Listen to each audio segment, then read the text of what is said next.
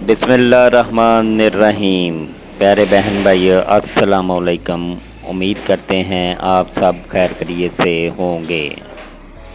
मोमिनों को चाहिए कि ईमान वालों को छोड़कर काफिरों को अपना दोस्त ना बनाएं, और जो ऐसा करेगा वो अल्लाह ताला की किसी हमायत में नहीं, मगर ये कि इनके शर से किसी तरह बचाव मकसूद हो।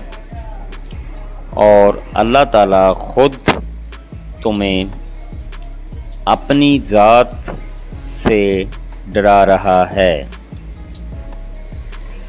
और अल्लाह ताला ही की तरफ लौट जाना है। अल्लाह पाक हर मुसलमान को अपने हिफ्ज़ो ईमान में रखे। आमीन सुम्मा आमीन।